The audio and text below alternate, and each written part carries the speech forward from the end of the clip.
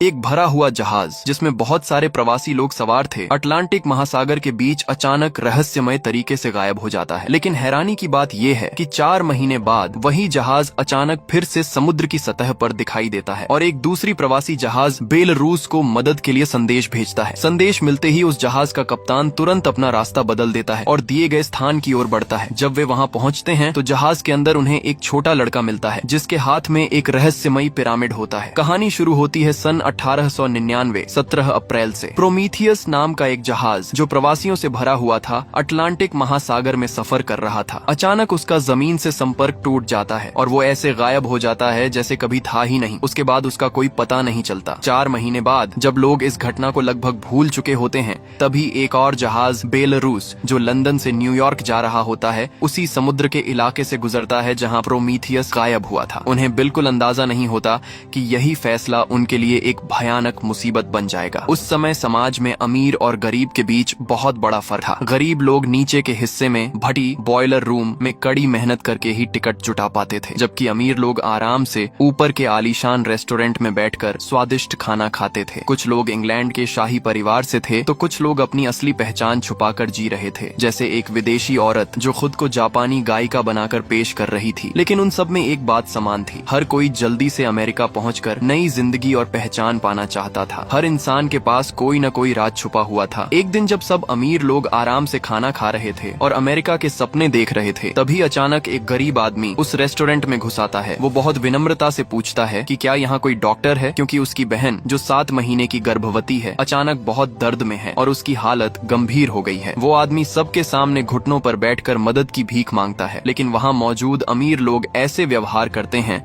जैसे उन्होंने कुछ सुना ही नहीं। उन्हें एक गरीब इंसान की जान की कोई परवाह नहीं होती। ये सब देखकर मोरा नाम की एक महिला उसके पीछे चली जाती है ताकि देख सके कि आखिर मामला क्या है। नीचे पहुंचने पर वो देखती है कि एक गर्भवती महिला दर्द से तड़प रही है। मोरा एक गिलास की मदद से जांच करती है और समझ जाती है कि बच्चे की नाल उसके गले में उलझ गई है। वो कहती है कि वो अपने तरीके से बच्चे की स्थिति बदलने की कोशिश करेगी, लेकिन इसके लिए महिला को थोड़ा दर्द सहना पड़ेगा। एक छोटी लड़की सबको ये बात समझाती है। फिर सबकी आंखों के सामने मोरा अपने हाथों से बच्चे की स्थिति बदल देती है और धीरे धीरे उस महिला का दर्द कम हो जाता है। जिस आदमी ने मदद मांगी थी वो मोरा का धन्यवाद करता है। जब मोरा हाथ धोकर जाने लगती है तभी वही छोटी लड़की उसके पास आकर कहती है कि वो भी बड़ी होकर मोरा जैसी डॉक्टर बनना चाहती है। फिर वो पूछती है क्या मोरा के अपने बच्चे हैं। ये सुनते ही मोरा के दिमाग में अचानक कुछ अजीब यादें चमकने लगती हैं। वो घबरा जाती है और तुरंत वहाँ से चली जाती है। इसी बीच जहाज के कप्तान को एक अजीब सा मदद का संकेत मिलता है। उसमें दिए गए स्थान के अनुसार वो जगह उनसे करीब 7 घंटे की दूरी पर होती है। कप्तान सोचता है क्या ये वही जहाज हो सकता है जो 4 महीने पहले गायब हुआ था, क्योंकि दोनों जहाज एक ही कंपनी के हैं। कप्तान फैसला करता है कि उन्हें वहां जाकर जांच करनी चाहिए। जैसे ही जहाज अपना रास्ता बदलता है सवार लोगों को दिशा बदलने का एहसास हो जाता है और कई लोगों के चेहरे पर डर साफ नजर आने लगता है। उन्हें लगता है कि जहाज वापस लौट रहा है। ऐसा लगता है कि हर कोई किसी न किसी चीज से भाग रहा है। मोरा भी कप्तान के पास जाती है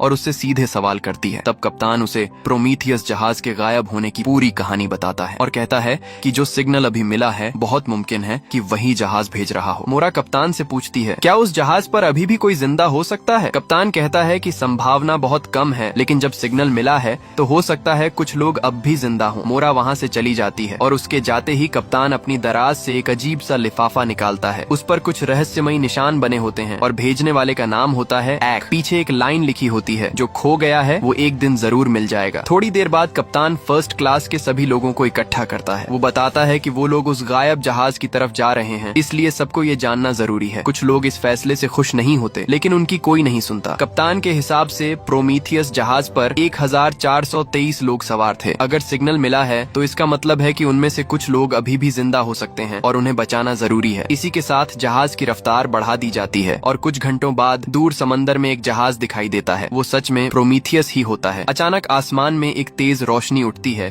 और उस सुनसान जहाज को देखकर सबके दिल में अजीब सा डर बैठ जाता है। कप्तान का सहायक उसे वापस लौटने की सलाह देता है। वो कहता है कि कंपनी को लोकेशन भेज देते हैं, वही लोग आकर संभाल लेंगे, लेकिन कप्तान मानने से इनकार कर देता है। वो फैसला करता है कि कुछ लोग पहले वहां जाकर खुद हालात देखेंगे। मोरा तुरंत आगे आती है और कहती है कि वो भी साथ जाएगी क्योंकि वो डॉक्टर है और जरूरत पड़ सकती है। सावधानी के लिए कप्तान एक पादरी रामिरो को भी साथ ले जाता है क्योंकि समुद्र में भूतिया जहाजों की कहानियां हमेशा से सुनने को मिलती रही हैं। फिर सब लोग एक छोटी नाव में बैठकर प्रोमीथियस के पास पहुंचते करते हैं। अजीब बात ये होती है कि कप्तान जोर जोर से आवाज लगाता है लेकिन कोई जवाब नहीं देता। पूरा जहाज इतना शांत होता है कि डर और भी बढ़ जाता है। आखिर सच्चाई जानने के लिए सब लोग सीढ़ी के सहारे जहाज पर चढ़ जाते हैं। अंदर पहुंचते ही वो देखते हैं कि हर जगह टूट फूट और बर्बादी फैली हुई है। ऐसा लगता है जैसे यहाँ बहुत समय से कोई जिंदा ही नहीं है। धीरे धीरे डर सबके दिल में घर करने लगता है। तभी खोजबीन करते हुए कप्तान के पैर के पास एक कपड़े का टुकड़ा मिलता है। वो उसे उठाकर ध्यान से देखता है। उस पर कुछ अजीब निशान बने होते हैं। उसे देखकर कप्तान को जैसे कुछ याद आ जाता है और वो तुरंत उसे छुपा लेता है। मोरा उससे पूछती है कि क्या हुआ, लेकिन वो कुछ नहीं बताता। इसके बाद सब लोग कंट्रोल रूम में पहुंचते हैं और वहाँ जो देखते हैं उससे सब हैरान रह जाते हैं। जिस मशीन से सिग्नल भेजा जाता है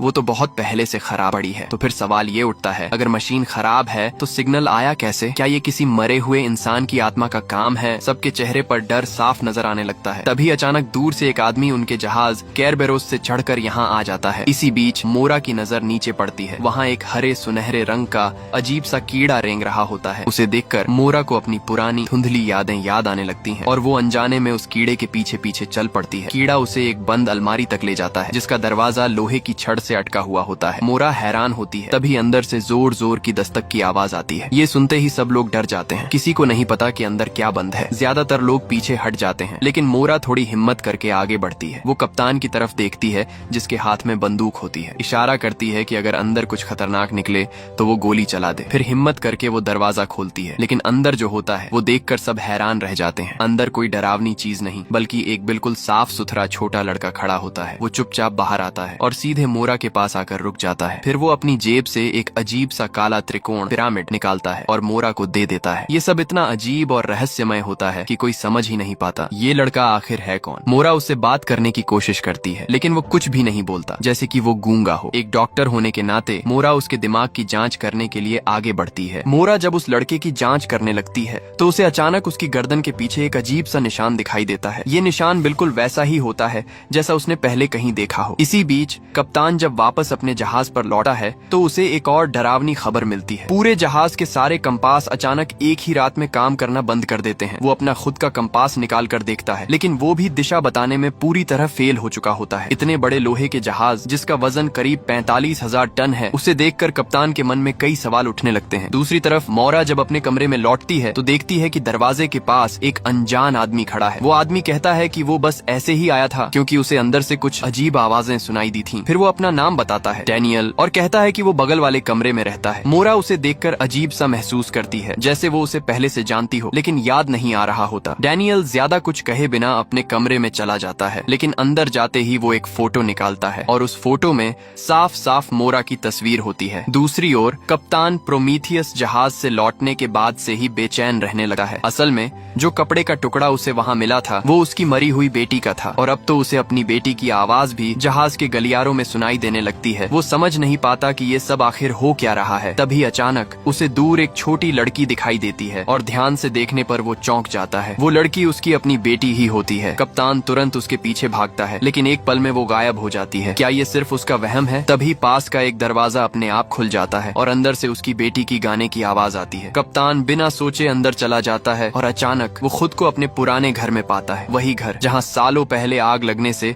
उसकी पत्नी और बच्चे मर गए थे। कप्तान जानता है कि ये सब शायद एक भ्रम है लेकिन फिर भी वो अपने आंसू नहीं रोक पाता। वो अपनी बड़ी बेटी को गले लगाता है लेकिन अगले ही पल अचानक आग की लपटें चारों तरफ फैल जाती हैं। कुछ देर बाद जब उसे होश आता है तो सब कुछ जलकर खंडहर बन चुका होता है। उसी समय उसे एक हरा कीड़ा दिखाई देता है। वो धीरे धीरे उसके पीछे चलता है। कीड़ा रेंगते हुए एक फायर प्लेस के अंदर चला जाता है और जब वो दूसरी तरफ निकलता है तो कप्तान खुद को फिर से जहाज के कमरे में पाता है। अब सवाल ये है, जो कुछ अभी हुआ वो सच था या सिर्फ एक सपना? और उस कमरे में ये अजीब गुप्त रास्ता आखिर आया कहाँ से? इसी दौरान एक छोटी लड़की जो अपने खिलौने के साथ खेल रही होती है उसे वही हरा कीड़ा दिखाई देता है। वो झुककर उसे ध्यान से देखने की कोशिश करती है लेकिन कीड़ा अचानक भाग जाता है। लड़की बिना सोचे उसके पीछे दौड़ पड़ती है और उसे फॉलो करते करते जहाज के डेक तक पहुंच जाती है। तभी अचानक एक आदमी उसके सामने आ जाता है। वो झुककर उस कीड़े को अपने हाथ में उठा लेता है। कुछ समय बाद कप्तान फिर से सभी लोगों को इकट्ठा करता है। इस बार वो एक बड़ा फैसला लेता है। वो प्रोमीथियस जहाज को साथ लेकर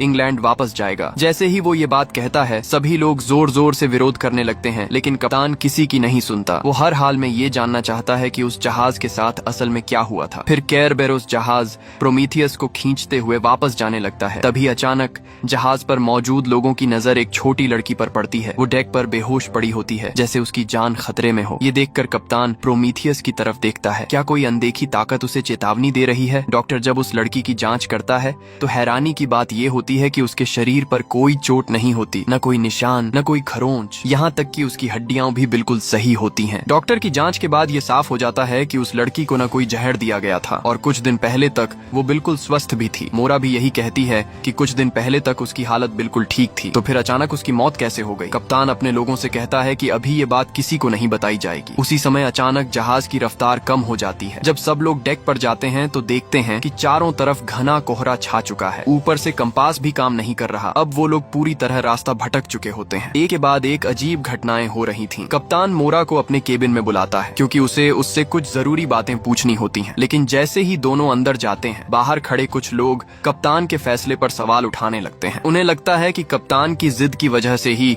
सब इस मुसीबत में फंसे हैं। इधर केबिन में कप्तान मोरा को वो कपड़े का टुकड़ा दिखाता है और बताता है कि ये उसकी बेटी के कपड़ों का हिस्सा है। वो कहता है कि ये डिजाइन उसकी पत्नी ने अपने हाथों से बनाया था। लेकिन हैरानी की बात ये है कि उसकी पत्नी और बच्चे 2 साल पहले घर में लगी आग में मर चुके हैं। तो फिर ये चीज उस जहाज पर कैसे पहुंची? कप्तान ये भी बताता है कि उसे हाल ही में ऐसी चीजें दिखाई दे रही हैं जो असल में हैं ही नहीं। सब कुछ बहुत अजीब और समझ से परे है। मोरा उसकी बात सुनकर कहती है कि शायद ये सब मानसिक दबाव की वजह से हो रहा है, यानी उसे भ्रम हो रहे हैं। लेकिन कप्तान उसे यकीन दिलाने के लिए बिस्तर के नीचे का ढक्कन हटाता है और दिखाता है कि वहाँ एक गुप्त रास्ता है। वो कहता है कि उसे इस जहाज का हर कोना पता है और यहाँ पहले कभी ऐसा रास्ता नहीं था। इससे उसे शक होता है कि ये सब जहाज की कंपनी का कोई खेल है। शायद प्रोमीथियस ने कुछ ऐसा खोज लिया था जिसकी वजह से उसके साथ ये सब हुआ। अब कप्तान उस जहाज की लॉग बुक ढूंढना चाहता है क्योंकि उसमें शायद सारे जवाब छुपे हो सकते हैं। मोरा भी उसके साथ जाने के लिए तैयार हो जाती है। दोनों एक छोटी नाव में बैठकर फिर से प्रोमीथियस की तरफ निकल जाते हैं, लेकिन उन्हें नहीं पता होता कि उनके पीछे क्या चल रहा है। इधर जहाज पर कप्तान के कुछ लोग मिलकर एक साजिश रच रहे होते हैं। दूसरा अफसर, जिसे सब दाढ़ी वाला कहते हैं, कप्तान के आदेश को मानने से इनकार कर देता है। वो नीचे गरीब लोगों के हिस्से में जाता है और उस गर्भवती महिला को ढूंढता है। असल में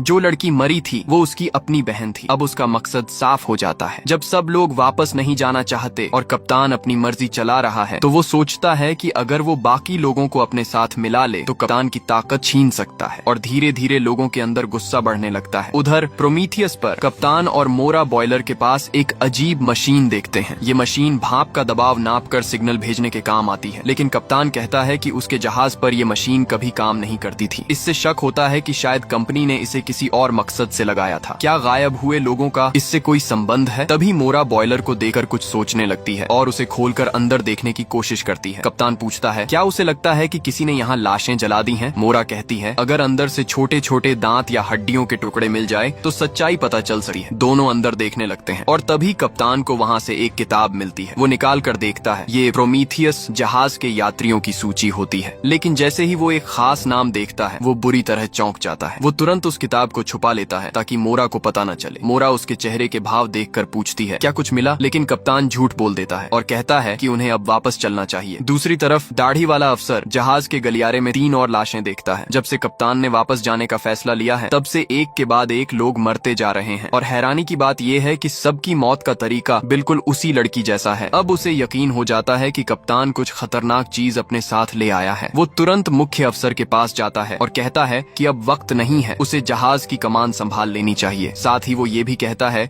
कि प्रोमीथियस जहाज को डुबा देना चाहिए। लेकिन मुख्य अफसर हिचकिचाता है और कहता है कि वो कप्तान के लौटने का इंतजार करेगा। अब दाढ़ी वाला किसी और पर भरोसा नहीं करता, वो खुद ही कदम उठाने का फैसला करता है। दाढ़ी वाला अफसर अब नीचे के लोगों को भड़काने लगता है। वो उन्हें कप्तान के खिलाफ खड़े होने के लिए उकसाता है। वैसे भी ये लोग पहले से ही वापस जाने के खिलाफ थे। ऊपर से लगातार हो रही मौतों ने सबके अंदर गुस्सा भर दिया था। कुछ ही समय में सभी लोग उसके साथ खड़े हो जाते हैं और अब जहाज पर बगावत होने वाली होती है। उधर कप्तान को इस सब की कोई खबर नहीं होती। वो फिर से उस यात्री सूची को निकालकर देख रहा होता है। इस बार उसकी हैरानी की वजह साफ होती है। उसे उस लिस्ट में मोरा का नाम दिखाई देता है, यानी मोरा का नाम उसी जहाज प्रोमीथियस के यात्रियों में दर्ज है। अब सवाल ये उठता है, क्या मोरा की खोई हुई यादों का इस जहाज से कोई संबंध है? इसी दौरान जब मोरा समंदर की तरफ खोई हुई सी देख रही होती है तभी डैनियल उसके पास आता है। वो उसे बताता है कि जहाज पर बगावत शुरू हो चुकी है और उसे तुरंत अपने कमरे में लौट जाना चाहिए, नहीं तो वो भी खतरे में पड़ सकती है। उसी वक्त दाढ़ी वाला अफसर अफसर और उसके लोग गुस्से में कप्तान की तरफ बढ़ते हैं, लेकिन वो मोरा को कुछ नहीं कहते और मोरा भी जल्दी से अपने कमरे की तरफ भागती है। उसे डर होता है कि अगर कप्तान के साथ कुछ हुआ तो उसके कमरे में मौजूद वो छोटा लड़का भी खतरे में पड़ सकता है। कुछ ही देर में वो लोग कप्तान के कमरे में घुस जाते हैं और जो भी उनका साथ नहीं देता उसे पकड़ लेते हैं। यहाँ तक कि मुख्य अफसर को भी। कप्तान कुछ समझ ही नहीं पाता और देखते ही देखते पूरा जहाज उनके कब्जे में चला जाता है। लेकिन क्या सच में अब सब उनके हाथ में है? इसी बीच डैनियल एक अजीब सा उपकरण निकालता है और उस पर कुछ सेटिंग्स बदलता है। जैसे ही वो ऐसा करता है, दूर खड़े प्रोमीथियस जहाज के अंदर की मशीनें अपने आप चलने लगती हैं और अचानक करीब 45,000 टन वजन वाला वो विशाल जहाज हवा में गायब हो जाता है। सबसे हैरानी की बात यह है कि केरबेरोस पर मौजूद किसी को इसका पता भी नहीं चलता। उधर दाढ़ी वाले अफसर के नेतृत्व में वो लोग कप्तान को बंदी बना लेते हैं, लेकिन इसके बावजूद जहाज पर अजीब मौतों का सिलसिला रुकता नहीं। लोग एक एक करके मरते जा रहे हैं और हर किसी की मौत बिल्कुल एक जैसी, बिना किसी बाहरी चोट के। तभी अचानक लोगों को पता चलता है कि प्रोमीथियस जहाज गायब हो चुका है। सब हैरान रह जाते हैं, लेकिन फिर कोई कंपास देखकर एक और चौंकाने वाली बात बताता है। शायद गायब प्रोमीथियस नहीं हुआ है, बल्कि गायब तो उनका अपना जहाज केरबेरोस हुआ है, क्योंकि जहाज की दिशा बदल चुकी है और वो अब उसी जगह पर पहुंच चुका है जहां से 3 दिन पहले उन्होंने सफर शुरू किया था। यानी वो लोग अचानक समय में पीछे लौट आए हैं। क्या अब सब कुछ फिर से दोहराया जाएगा? दाढ़ी वाला अफसर तुरंत फैसला करता है। वो दिशा बदलकर पूरी रफ्तार से न्यूयॉर्क जाएगा। अब वही इस जहाज का सबसे बड़ा अधिकारी है और बाकी सबको उसकी बात माननी पड़ती है। लेकिन जहाज पर हो रही रहस्यमयी मौतों से लोग डर चुके होते हैं। कुछ लोग मुख्य अफसर से सवाल करते हैं कि आखिर ये सब हो क्या रहा है। तब वो सच बताता है कि कप्तान प्रोमीथियस से एक छोटा लड़का लेकर आया था और उसके आने के बाद ही ये मौतें शुरू हुई हैं। अब कुछ लोग मान लेते हैं कि वही लड़का कोई शैतानी शक्ति है और वो उसे ढूंढकर खत्म करना चाहते हैं। इसके बाद लोग फर्स्ट क्लास में घुसकर हर जगह उस लड़के को ढूंढने लगते हैं। पूरा जहाज अफरा तफरी में बदल जाता है। इसी बीच कप्तान और उसके साथ खड़े पादरी रामिरो एक वेंटिलेशन रास्ता खोलकर बाहर निकलने की कोशिश करते हैं। दोनों उस तंग रास्ते से निकलकर बाहर आते हैं। कप्तान पास में एक हथौड़ा ढूंढता है और पादरी से कहता है कि वो उसकी हथकड़ी तोड़ दे। जैसे ही पादरी ऐसा करने वाला होता है, तभी एक आदमी और एक औरत वहाँ आ जाते हैं। वो आदमी कहता है कि वो उनकी मदद करेगा और अपनी जेब से एक लोहे की कील निकालता है। फिर वो आगे बढ़कर उस कील को हथकड़ी के जोड़ में फंसा देता है। वो आदमी पादरी को इशारा करता है कि बस उस जोड़ पर चोट मारो और जैसे ही पादरी 2 जोरदार वार करता है, कप्तान की हथकड़ी टूट कर गिर जाती है। आजाद होते ही कप्तान कहता है कि वो एक लाइफ बोट लेकर प्रोमीथियस जहाज पर जाएगा और वहाँ का टेलीग्राफ ठीक करके कंपनी को मदद का संदेश भेजेगा। शायद वो अब उन बागी लोगों के साथ नहीं रहना चाहता था। उधर जैसे किसी खतरे का एहसास हो गया हो, वो छोटा लड़का मोरा को अपने साथ ले जाता है। वो दोनों एक हरे कीड़े के पीछे पीछे चलते हैं और रास्ते में खोज रहे लोगों से बचते हुए आगे बढ़ते हैं। जब कीड़ा एक कमरे के अंदर चला जाता है तो मोरा और लड़का भी उसके पीछे अंदर चले जाते हैं, लेकिन उन्हें पता नहीं होता कि एक नौजवान उन्हें चुपके से देख रहा है। अंदर जाते ही मोरा कप्तान और बाकी लोगों को देखती है। वो तुरंत उसके पास जाती है और कहती है कि वो उसे ढूंढ रही थी, लेकिन कप्तान उसे रोककर सवाल पूछता है उसे प्रोमीथियस के बारे में कितना पता है। दरअसल कप्तान अब उस लिस्ट के बारे में सच जानना चाहता था। मोरा कुछ कह पाती उससे पहले ही छोटा लड़का उसके सामने खड़ा हो जाता है, जैसे उसे बचा रहा हो। तभी उस नौजवान की बताई हुई जगह पर दाढ़ी वाला अफसर अपने लोगों के साथ पहुंच जाता है। कप्तान उन्हें शांत करने की कोशिश करता है, लेकिन दाढ़ी वाला गुस्से में उसे पीछे हटने को कहता है। वो चिल्लाकर कहता है कि अब बहुत लोग मर चुके हैं और इस शैतानी लड़के को खत्म करना जरूरी है। लेकिन तभी सबको हैरानी होती है। वो छोटा लड़का खुद ही आगे बढ़ जाता है, जैसे वो खुद को बलिदान करने के लिए तैयार हो। एक आदमी उसे बचाने की कोशिश करता है, लेकिन दाढ़ी वाला उस पर गोली चला देता है। फिर वो सब लोगों को पकड़कर वापस ले जाते हैं, लेकिन कुछ देर बाद जिस आदमी को गोली लगी थी वो अचानक उठ बैठता है। असल में गोली सिर्फ उसके हाथ में लगी थी। वो संभल कर उठता है, जमीन से हथौड़ा उठाता है और धीरे धीरे उस जगह पहुंचता है जहां कप्तान को कैद किया गया है। वहां सिर्फ 2 साधारण लोग पहरा दे रहे होते हैं। वो दोनों को मारकर बेहोश कर देता है और दरवाजा खोल देता है। अंदर कई लोग बंद होते हैं, ज्यादातर वो जो बागियों का साथ नहीं देना चाहते थे। वो आदमी सबको बताता है कि हालात बहुत खराब हो चुके हैं और उन्हें उस लड़के को बचाना होगा। उधर बाहर एक बूढ़ी औरत चिल्लाकर कहती है कि वही लड़का सबकी आत्मा खा रहा है। वो लोगों को भड़काती है कि अगर इस बदकिस्मती से बचना है तो उस लड़के को समुद्र में बलि चढ़ाना होगा। उसकी बात सुनकर भीड़ और ज्यादा भड़क जाती है। सब चिल्लाने लगते हैं उसे जहाज से नीचे फेंक दो। तभी कप्तान और उसके लोग वहाँ पहुँचते हैं। मोरा जोर से कहती है कि इन मौतों का उस लड़के से कोई लेना देना नहीं है, लेकिन वो बूढ़ी औरत सबको उकसाती रहती रहती है और फिर दोनों पक्षों के बीच लड़ाई शुरू हो जाती है। पूरा डेक जंग का मैदान बन जाता है। इसी अफरा तफरी में मोरा की नजर उस छोटे लड़के पर पड़ती है। वो उसकी तरफ दौड़ती है उसे बचाने के लिए, लेकिन देर हो चुकी होती है। वो बूढ़ी औरत उस लड़के को उठाकर सीधे समुद्र में फेंक देती है। अब जब लोगों को लगता है कि खतरा खत्म हो गया है तो लड़ाई भी रुक जाती है। दोनों पक्ष अलग अलग जाकर बैठ जाते हैं। मोरा एक कोने में बैठकर खुद को दोष देने लगती है। तभी डैनियल उसके पास आता है और उसे सांत्वना देने की कोशिश करता है। मोरा को अब भी डैनियल पर शक होता है। उसे समझ नहीं आता कि वो आदमी आखिर है कौन। तभी कप्तान फिर से मोरा के पास आता है। वो उसे अलग ले जाकर प्रोमीथियस की यात्री सूची दिखाता है और पूछता है उसका नाम उस लिस्ट में क्यों है। मोरा ये देखकर हैरान रह जाती है। उसे खुद भी यकीन नहीं होता। कप्तान उससे पूछता है वो आखिर है कौन। तभी अचानक पीछे रखी एक अलमारी से जोर जोर की आवाजें आने लगती हैं। ये देखकर वहाँ मौजूद सभी लोग डर जाते हैं और फिर जो होता है वो और भी चौंकाने वाला होता है। जिस लड़के को अभी अभी समुद्र में फेंका गया था वो उसी अलमारी के अंदर से बाहर निकल आता है। वो सीधे मोरा के पास जाता है और उसे कसकर गले लगा लेता है। जो दृश्य अभी सबके सामने था वो ऊपर से तो बहुत भावुक लगता है। एक छोटा लड़का मोरा को गले लगा रहा है, लेकिन बाकी लोगों को ये सब बेहद अजीब और डरावना लग रहा होता है। थोड़ी ही देर बाद मोरा अचानक होश में आती है। वो सोचने लगती है क्या अभी जो कुछ हुआ वो सब सिर्फ एक सपना था। तभी डैनियल कहता है कि मोरा अचानक बेहोश हो गई थी और उस लड़के को फिर से बंद कर दिया गया है। ये सुनते ही मोरा तुरंत उसे बाहर निकालने दौड़ती है, लेकिन कप्तान उसे रोक देता है। वो कहता है जिस लड़के को समुद्र में फेंका गया था उसका जिंदा बचना नामुमकिन है। इसमें जरूर कुछ गड़बड़ है। फिर वो मोरा से सवाल करता है क्या वो कुछ छुपा रही है, क्योंकि उसका नाम उस जहाज की लिस्ट में होना कोई आम बात नहीं है। मोरा कुछ समझ नहीं पाती, लेकिन अलमारी के अंदर से आती जोर जोर की आवाज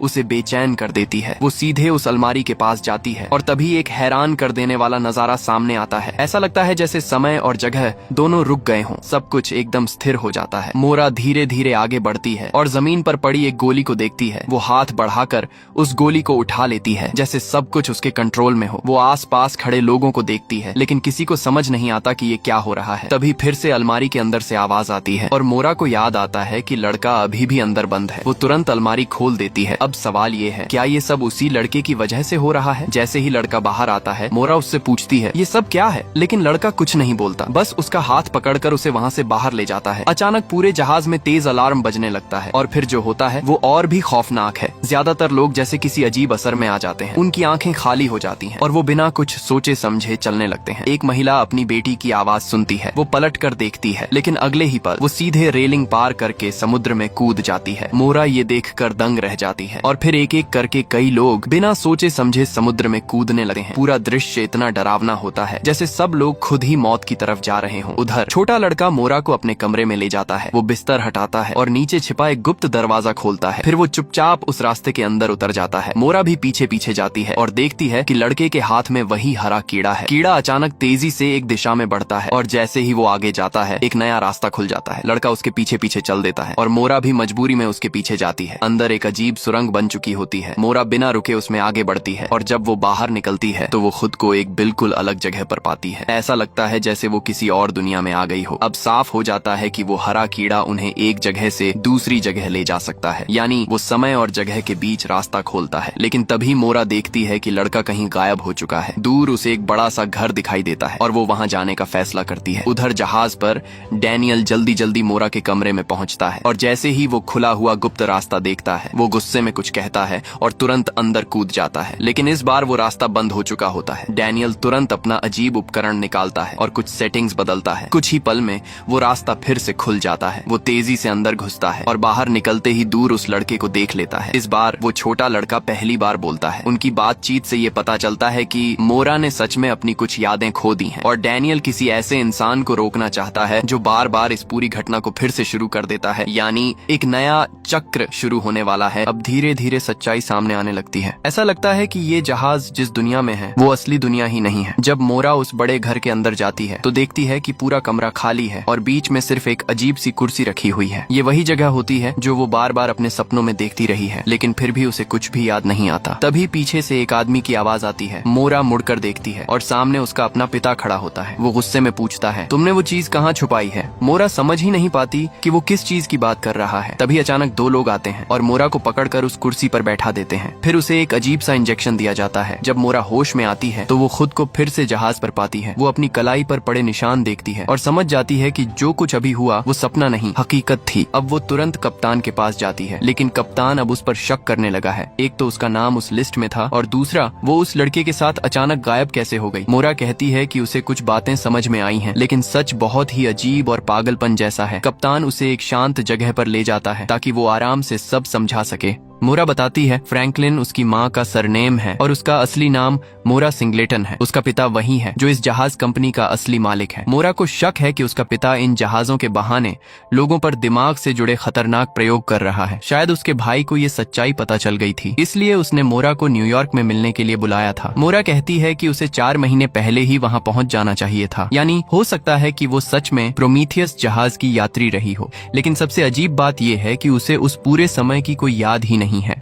तभी उसकी नजर मेज पर रखे हरे कीड़े पर पड़ती है। वो तुरंत उसे एक गिलास से ढक देती है और फिर एक डिब्बे में बंद कर देती है। उसे भले ही ये समझ नहीं आता कि ये कैसे काम करता है, लेकिन उसने उस लड़के को इसका इस्तेमाल करते देखा था। जब वो उस कीड़े को एक गुप्त दरवाजे के पास रखती है तो वो कीड़ा धीरे धीरे दीवार के पार चला जाता है और अचानक एक नया रास्ता खुल जाता है। मोरा बिना समय गंवाए उस रास्ते में घुस जाती है और कप्तान भी उसके पीछे पीछे आता है, लेकिन इस बार वो जगह पहले से अलग होती है। तभी कप्तान कुछ ऐसा देखता है कि वो घबराकर आगे भागने लगता है। मोरा उससे पूछती है क्या वो जानता है ये जगह क्या है। कप्तान दुख भरी आवाज में कहता है ये मेरा घर है, वही घर जहां उसकी पत्नी और बच्चे आग में जलकर मर गए थे। वो अब भी उस दर्द को भूल नहीं पाया है, लेकिन सवाल ये है अभी कुछ देर पहले वो दोनों जहाज पर थे तो फिर यहाँ कैसे पहुंच गए। उधर दूसरी तरफ डैनियल अपने उपकरण से जहाज को कंट्रोल कर रहा होता है। कुछ सेटिंग्स बदलने के बाद वो उस अजीब आवाज को बंद कर देता है। डेक पर खड़ी एक महिला जो कूदने वाली थी अचानक होश में आ जाती है और उसे समझ ही नहीं आता कि वो वहाँ कैसे पहुंची। इसी के साथ मोरा और कप्तान भी वापस जहाज पर आ जाते हैं। जब सभी लोग इकट्ठा होते हैं तो उन्हें एहसास होता है कि 1000 से ज्यादा लोगों में से अब सिर्फ कुछ ही बचे हैं। तभी मुख्य अफसर कप्तान को कंपनी का एक मैसेज दिखाता है। उसमें सिर्फ 2 शब्द लिखे होते हैं, जहाज डुबो दो। अब सवाल ये उठता है क्या उन्हें प्रोमीथियस जहाज को डुबाना होगा ताकि ये सब खत्म हो जाए। तभी अचानक डैनियल सामने आता है और कहता है ये आदेश प्रोमीथियस के लिए नहीं है, ये हम सब के लिए है। वो बताता है कि अगर जहाज पर मौजूद सभी लोग मर जाते हैं तो ये पूरा चक्र फिर से शुरू हो जाएगा। अपनी बात साबित करने के लिए वो सबको नीचे ले जाता है, जहाँ वे देखते हैं कि जहाज की दीवारों पर अजीब काले क्रिस्टल फैल रहे हैं जो धीरे धीरे हर जगह छा रहे हैं। डैनियल सबको चेतावनी देता है इन्हें छूना मत और जहाज को तुरंत आगे बढ़ाना जरूरी है, वरना सब मर जाएंगे। अब अमीर और गरीब सबको मिलकर काम करना पड़ता है ताकि जहाज को फिर से चलाया जा सके। इसी दौरान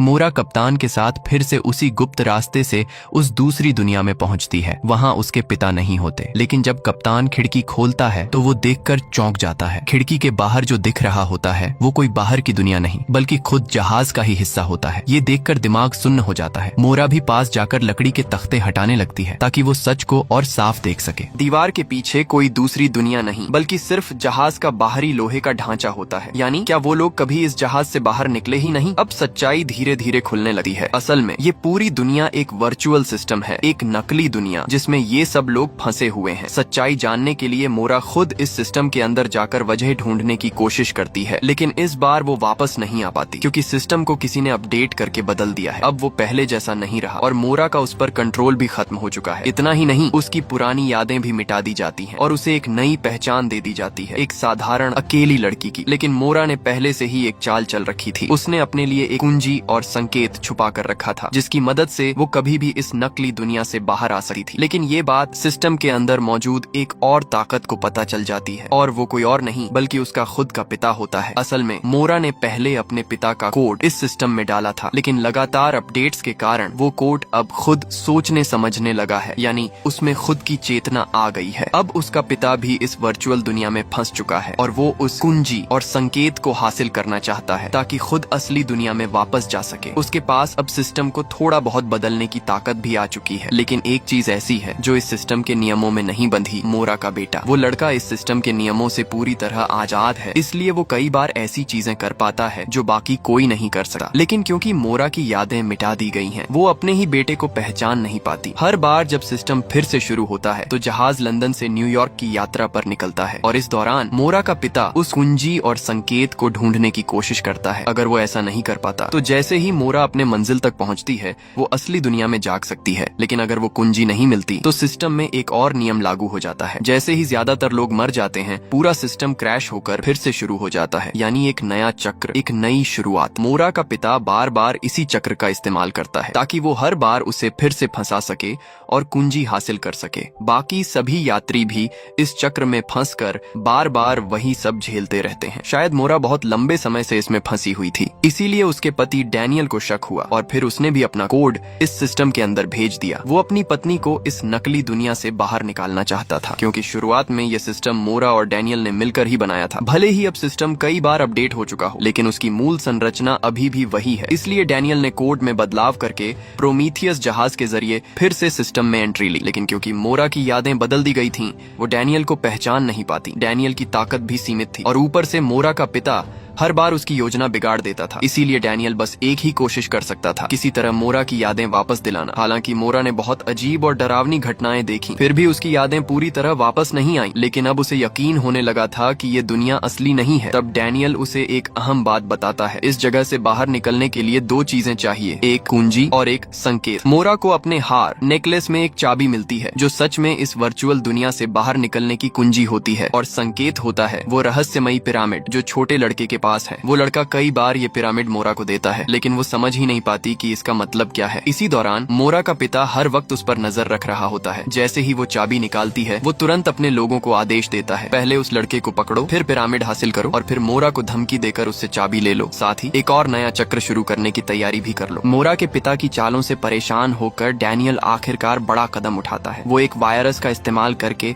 सीधे पूरे सिस्टम में घुस जाता है। उसका मकसद सिर्फ एक है, किसी भी तरह मोरा को जबरदस्ती जगा देना। लेकिन ये कदम काफी खतरनाक था, क्योंकि ये वायरस कंट्रोल में नहीं था। जैसे जैसे सिस्टम में गड़बड़ी बढ़ती है पूरा माहौल बदलने लगता है और बाकी सभी यात्री भयानक भयानक भ्रम, हेलुसिनेशन देखने लगते हैं। हर किसी के लिए ये एक डरावना सपना बन जाता है। उधर मोरा का पिता समझ जाता है कि हालात हाथ से निकल सकते हैं, इसलिए वो जल्दी से अपने लोगों को भेजकर मोरा को पकड़वा लेता है और आखिरकार उससे चाबी भी हासिल कर लेता है। इस समय मोरा को अब भी लगता है कि ये सब उसके पिता की साजिश है, लेकिन पिता उल्टा उसी पर इल्जाम लगाता है। वो कहता है कि ये पूरा सिस्टम, ये अनंत चक्र सब कुछ मोरा की ही वजह से बना है। अब स्थिति उलटी हो चुकी है। मोरा सोचती है कि उसका पिता विलेन है और उसका पिता मानता है कि असली गुनहगार मोरा ही है। लेकिन अब उसके पास चाबी आ चुकी है, इसलिए वो तय करता है कि वो बाकी लोगों के साथ इस वर्चुअल दुनिया से बाहर निकल जाएगा और मोरा को हमेशा के लिए इसी चक्र में फंसा छोड़ देगा। लेकिन यहीं पर खेल पलट जाता है। जैसे ही मोरा की आंख खुलती है वो जहाज पर नहीं होती, क्योंकि डैनियल ने पहले ही सिस्टम को तोड़ दिया था। पूरा जहाज वाला सिमुलेशन अब क्रैश हो चुका था। उधर जब पिता पिरामिड में चाबी लगाकर बाहर निकलने की कोशिश करता है तो कुछ भी नहीं होता, सब बेकार। वो समझ जाता है किसी ने कोड बदल दिया है और वो कोई और नहीं डैनियल है। इसी बीच मोरा एक जगह पहुंचती है जहां एक क्रॉस सलीब के नीचे एक कमरा होता है। अंदर जाने पर वो देखती है वहां उसकी, डैनियल और उनके बच्चे की फोटो रखी है, यानी सच्चाई अब सामने है। कुछ देर बाद डैनियल भी वहां पहुंच जाता है। वो मोरा को बताता है उसने संकेत और चाबी दोनों को बदल दिया है। अब नया पिरामिड अलग है और असली चाबी है उनकी शादी की अंगूठी। डैनियल मोरा से कहता है तुम्हें हर हाल में जागना होगा, क्योंकि असली कंट्रोल अब उसके पिता के पास नहीं है बल्कि उसके भाई के पास है। अब पूरा राज खुलता है। ये सिस्टम असल में मोरा और डैनियल ने मिलकर बनाया था अपने बेटे की याद में। लेकिन जब मोरा इसमें आई तो उसके भाई ने इस सिस्टम पर कब्जा कर लिया। उसने इसे अपग्रेड किया और इसे स्पेस ट्रैवल में इस्तेमाल करना शुरू कर दिया। यानी जो लोग लंबे समय तक सोए रहते हैं हाइबरनेशन में, उन्हें इस वर्चुअल दुनिया में रखा जाता है ताकि वो एक अलग जिंदगी जी सकें। इस गेम में एक नियम है, सब लोग अपनी असली यादें भूल जाते हैं ताकि अनुभव असली लगे। इसी वजह से मोरा भी सब कुछ भूल चुकी थी। डैनियल बताता है कि मामला जितना दिख रहा है उससे कहीं ज्यादा जटिल है, लेकिन फिलहाल सबसे जरूरी है मोरा का जागना। और आखिरकार नई चाबी और नए संकेत की मदद से मोरा असली दुनिया में जाग जाती है। लेकिन जागने के बाद जो वो देखती है वो और भी चौंकाने वाला है। वो अंतरिक्ष स्पेस में है, चारों तरफ लोग कैप्सूल में सोए हुए हैं और वो सब भी उसी वर्चुअल गेम का हिस्सा थे। असल में ये सब एक स्पेस मिशन था जहाँ लोग लंबे सफर के दौरान इस सिस्टम में जी रहे थे, लेकिन पिता की छेड़छाड़ की वजह से सब इसमें फंस गए। अंत में मोरा को अपने भाई का एक मैसेज मिलता है जिसमें प्रोमीथियस प्रोजेक्ट का जिक्र होता है और उसे असली दुनिया में वापस आने पर स्वागत किया जाता है। लेकिन क्या ये सच में रियल वर्ल्ड है या फिर ये भी एक और लेयर है, एक और भ्रम? इसका जवाब अभी बाकी है।